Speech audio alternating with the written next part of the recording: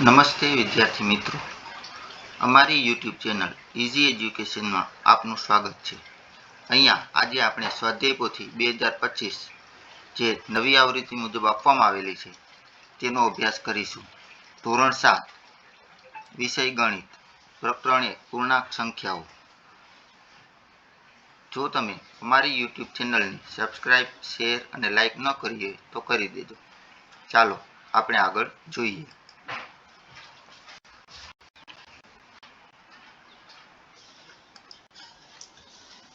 જેમાં પ્રશ્ન પહેલો છે, સાચો વિકલ્પ પસંદ કરી ચોરસમાં લખો। નીચેનામાંથી કઈ એમની વિરોધી સંખ્યા નથી? તો તેનો જવાબ આવશે એ, ઓછા ઓછા એમ, કારણ કે ઓછે ઓછે વત્તા એમ થઈ જાય એટલે એમની વિરોધી સંખ્યા એમ જ ન મળે। ત્યારબાદ બીજો પ્રશ્ન, નીચેનામાંથી કઈ પૂર્ણાંક સંખ્યા નથી? તો તેના માટે છે -6/4 એટલે કે ડી। ત્રીજું, કયો વિકલ્પ સૌથી વધુ તાપમાનનો વધારો સૂચવે છે? જેનો જવાબ છે બી, -8 થી 2 અંશ સેલ્સિયસ। પ્રશ્ન ચોથો, નીચેની સંખ્યા રેખા જોઈને નક્કી કરો કયું વિધાન ખોટું છે?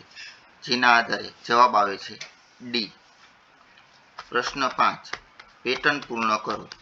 જેમાં -98 થી -68 સુધી જઈએ એટલે 30-30 નો ગેપ મળે છે, એટલે 8 માંથી આપણે 30 બાદબાકી કરીએ ત્યારે જવાબ ડી 22 આવે છે।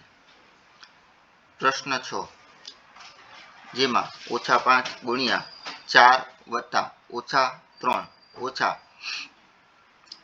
-5 ગુણ્યા 4 વત્તા ખાલી જગ્યા, તો તેના જવાબમાં આવે છે -5 ગુણ્યા -3।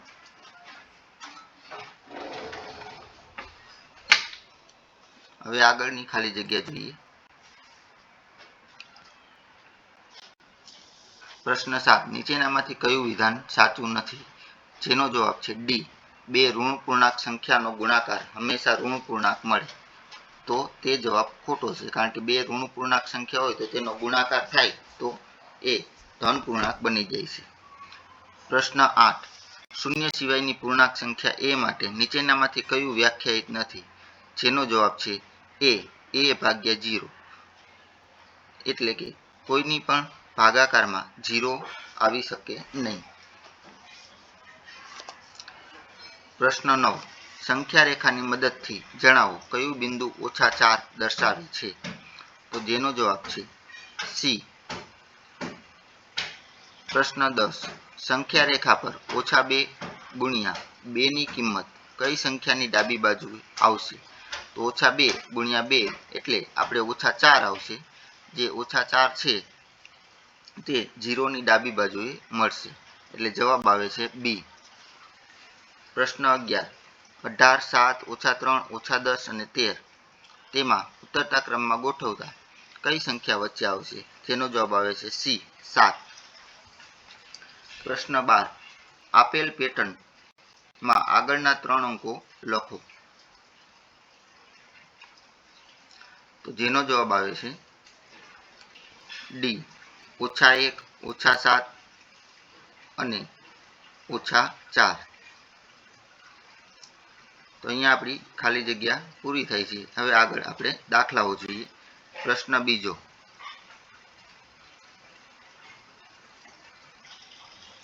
વિભાજનના ગુણધર્મનો ઉપયોગ કરી ગુણાકાર કરો। અહીંયા આપણે 48 ગુણ્યા 98 છે, તો એનો આપણે સાદો ગુણાકાર તો કરી શકીએ, પણ આપણે વિભાજનનો ગુણધર્મ કરવાનો છે, એટલે આપણે 98 છે એને આપણે ભાગ પાડીને અહીંયા લખીએ। 98 ની જગ્યાએ આપણે 100 - 2 લખ્યા છે, એટલે 98 જ મળે। હવે ત્યારબાદ 48 નો ગુણાકાર 100 સાથે અને 48 નો ગુણાકાર -2 સાથે કરીએ। 48 ગુણ્યા 100 એટલે 4800, 48 ગુણ્યા 2 એટલે 96। હવે અહીંયા ઓછે ઓછે વત્તા થઈ જશે, એટલે -4800 વત્તા 96, એટલે જવાબ આવે છે -4704। દાખલો બીજો, -15 ગુણ્યા 12 વત્તા 12 ગુણ્યા -35। હવે એમાં અહીંયા વચ્ચે વત્તાની નિશાની છે, એટલે આ આખું એક પદ કહેવાય, પછી વત્તા પછી આ બીજું પદ કહેવાય। બંને પદમાં 12 સરખા છે એટલે 12 સરખા હોય એટલે સમાન સંખ્યાને આપણે આગળ સામાન્ય લઈ શકીએ. એટલે આપણે અહીંયા 12 ને આગળ સામાન્ય લઈ લીધા છે એટલે અંદર કૌંસમાં -15 અને વત્તા -35 વધે છે. હવે તેનો આપણે અહીંયા સરવાળો બાદબાકી કરીએ ત્યારે -35 - 15 એટલે કે -50 જવાબ મળે છે. એટલે કે -50 × 12 એટલે અહીંયા તમારે જવાબ -600 મળે છે. અહીંયા જવાબમાં ભૂલ છે, 500 ની જગ્યાએ -600 આવે છે.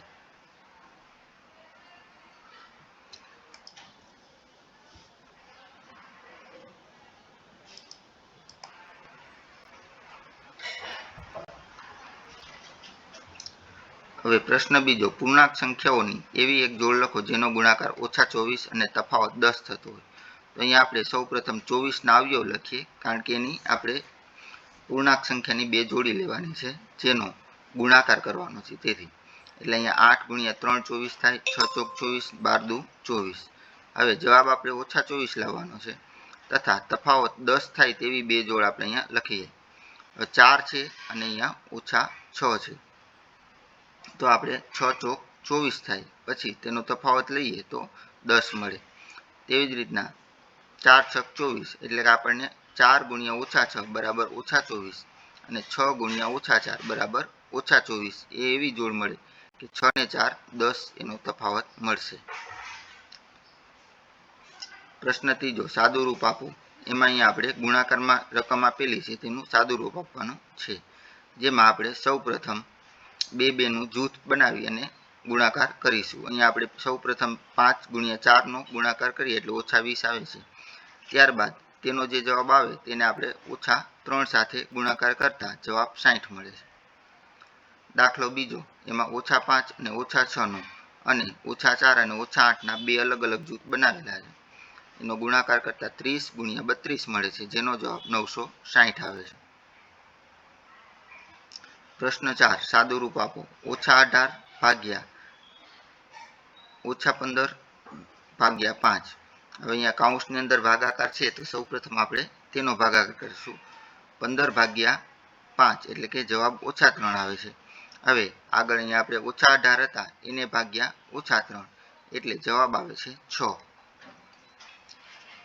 દાખલો બીજો, -21 ભાગ્યા -7 ભાગ્યા 3 એટલે કૌંસમાં જે પેલા ભાગાકાર હોય એના સૌપ્રથમ આપણે ભાગાકાર કરીશું. એટલે 21 ભાગ્યા -7 એટલે 3 જવાબ આવે છે. 3 પછી ભાગ્યા 3 એટલે કે જવાબ 1 મળે છે.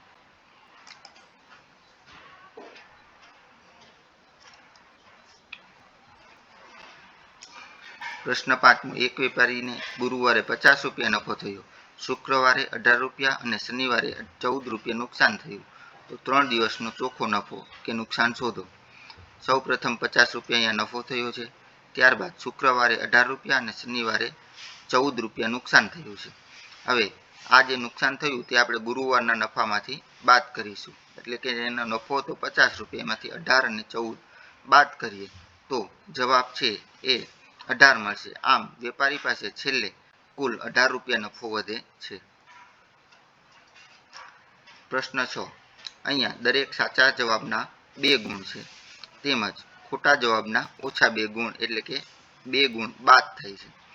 પ્રયત્ન ન કરેલો હોય તો 0 ગુણ મળે. હવે યશને કુલ 94 ગુણ છે. તો 94 ગુણ હોય તો એને કેટલા સાચા જવાબ લખેલા હોય? તો કે એક સાચો જવાબ છે તેના 2 માર્ક છે. તો 94 ગુણ હોય તો તેને 47 જવાબ સાચા લખેલા હોય. એટલે આપણે 94 ભાગ્યા 2 કરીએ તો 47 જવાબ મળે. આમ 47 જવાબ તેના સાચા હોય જેના તેને 94 માર્ક મળેલા હોય અને બાકીના 3 જવાબ એને છોડી દીધા હોય. જો ખોટા હોય તો તેના માર્ક છે એ 94 માંથી બાદ થયા હોય એટલે એને 3 જવાબ છોડી દીધા છે. પ્રશ્ન 7, અહીંયા એક પેન વેચે ત્યારે 3 રૂપિયા નફો થાય છે તેમજ પેન્સિલને વેચે ત્યારે 1 રૂપિયો નફો થાય છે. હવે તેને કુલ નફો 50 રૂપિયા છે. અહીંયા રકમમાં કીધું છે કે તેણે 5 પેન્સિલ વેચી જેનો 5 રૂપિયા નફો થાય. એટલે બાકીનો નફો છે એ પેન વેચતા થયો છે. એટલે કે 45 રૂપિયા નફો થયો તે પેનથી થાય છે. હવે આપણે પેનની સંખ્યા 1 હોય તો નફો 3 રૂપિયા છે. તો 45 રૂપિયા નફો છે એ કેટલી પેન વેચે ત્યારે થાય છે? એટલે 45 ભાગ્યા 3 કરીએ એટલે 15 મળે. આમ 15 પેન દ્વારા 45 રૂપિયા નફો થયો હશે.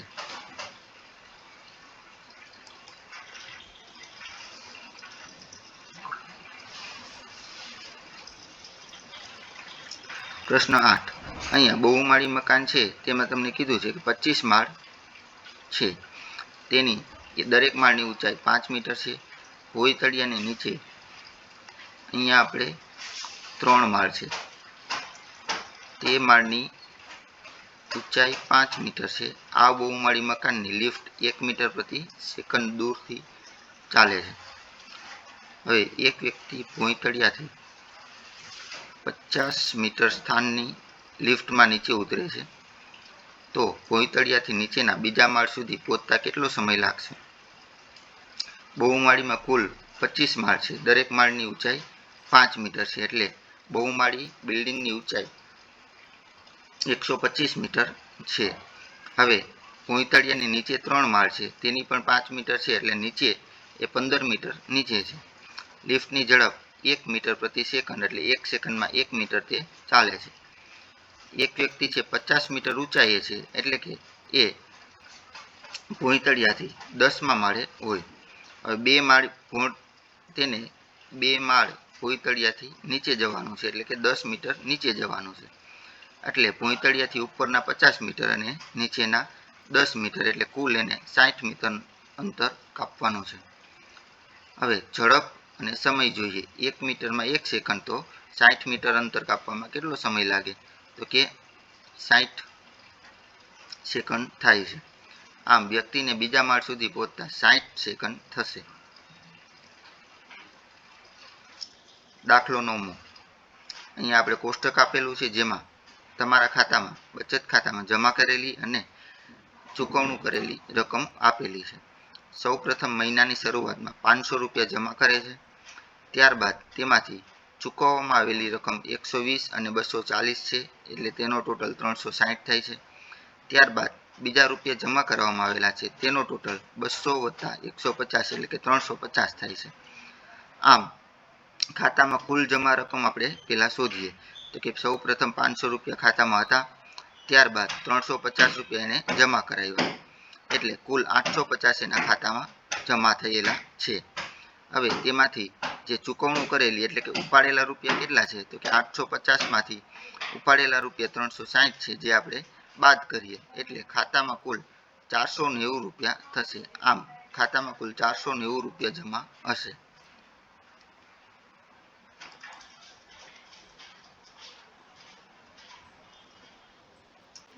હવે અહીંયા આપણે દાખલો 10મો જોઈએ. અહીંયા હાઇડ્રોજન, ક્રિપ્ટોન એમ અલગ અલગ બધા તત્વોની સમુદ્ર સપાટીએ થારણ બિંદુ આપેલું છે. હવે તેના પરથી આપણે આ સૂત્ર મુજબ તેને ફેરનહીટમાં અંશ સેલ્સિયસમાં ફેરવવાનું છે. હવે અહીંયા સૂત્ર આપેલું છે, તેમાં ફેરનહીટ છે, તો અહીંયા આપણે હાઇડ્રોજનના જે ફેરનહીટ આપેલા છે તે અહીંયા Fની જગ્યાએ મૂકવાના છે. એટલે હાઇડ્રોજનના ફેરનહીટ -435 છે, તો તેને અહીંયા Fની જગ્યાએ મૂકીએ અને ત્યારબાદ સાદું રૂપ આપીએ તો 467 × 5 કરીએ તો 2335 ભાગ્યા 9, તેને 9 વડે ભાગાકાર કરતા -259.44 અંશ સેલ્સિયસ મળે છે. આમ હાઇડ્રોજનનું સમુદ્ર સપાટીએ ઠારણ બિંદુ -259.44 મળે છે. તેવી જ રીતે ક્રિપ્ટોનનું -251 છે, જે આપણે અહીંયા Fની જગ્યાએ મૂકીએ તો તેનો જવાબ આપણને -157.22 મળે છે. હવે દાખલો 11મો જોઈએ, જેમાં અહીંયા પેલું છે -3 × -5. અહીંયા આપણે એક સમીકરણ આપેલું છે, a × b = a × b + a × a + b × b. તો તેમાં અહીંયા a × b ની કિંમત અહીંયા આપણે મૂકીએ તો a બરાબર -3 અને b બરાબર -5 છે. તો a ની જગ્યાએ -3 અને b ની જગ્યાએ -5 મૂકીએ. ત્યારબાદ તેનું અહીંયા આપણે સાદું રૂપ આપીએ તો અહીંયા a ની જગ્યાએ -3, b ની જગ્યાએ -5, a ની જગ્યાએ -3, a ની જગ્યાએ -3 નો ગુણાકાર વત્તા b ની જગ્યાએ -5 અને b ની જગ્યાએ -5 નો ગુણાકાર કરતા જવાબ અહીંયા આપણે 15 + 34 એટલે કે 49 જવાબ મળે છે. તેવી જ રીતે બીજા દાખલામાં a બરાબર -6 અને b બરાબર 2 લઈએ તો અહીંયા a બરાબર -6 અને b બરાબર 2 મૂકીએ ત્યારે સાદું રૂપ આપતા જવાબ છે એ 28 મળે છે.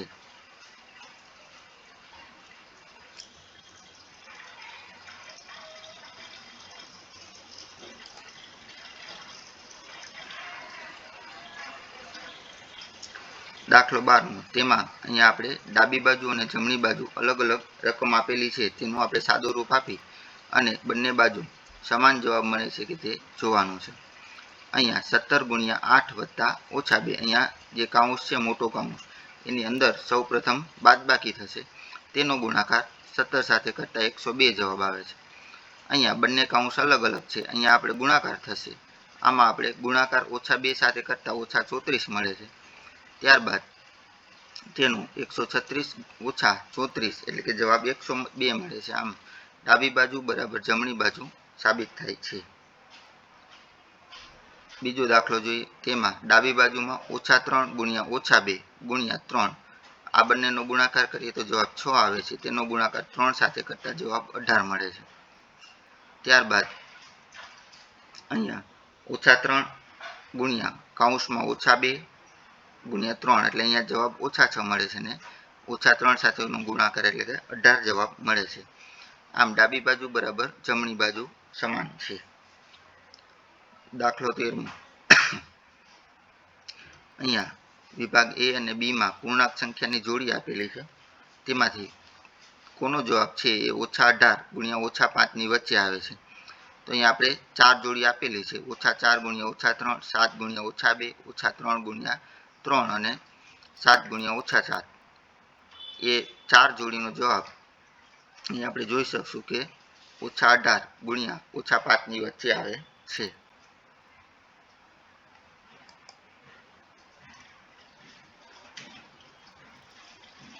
અહીંયા જોડકા છે તેને અહીંયા સામે તેના સાચા જવાબ છે તે અહીંયા આપણે લખવાના છે.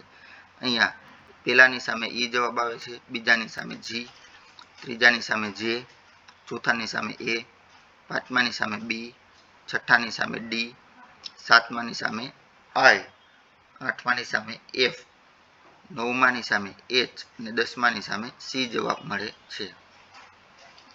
અહીંયા બંને મિત્રો છે તેણે કોઈ એક સંખ્યા લખવાની છે પછી તેની સામે તેને વિરોધી સંખ્યા લખવાની છે. અહીંયા જો એક મિત્ર -6 બોલે છે તો તેની વિરોધી સંખ્યા 6 આવે, 9 બોલે તો તેની વિરોધી સંખ્યા -9 મળે, -12 હોય તો તેની વિરોધી 12 મળે અને 17 છે તેની વિરોધી સંખ્યા -17 મળે.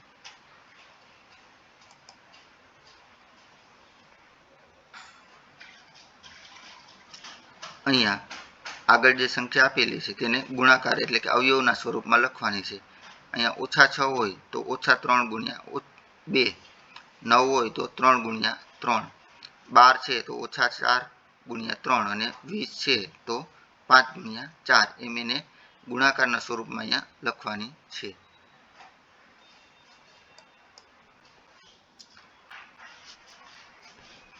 તો અહીંયા આપણું ધોરણ 7 પ્રકરણ 1 પૂર્ણાંક સંખ્યાનું સ્વાધ્યાય પોથીનું સોલ્યુશન પૂર્ણ થાય છે. અમારી YouTube ચેનલ ઇઝી એજ્યુકેશનને લાઇક, શેર અને સબસ્ક્રાઈબ કરો. આભાર.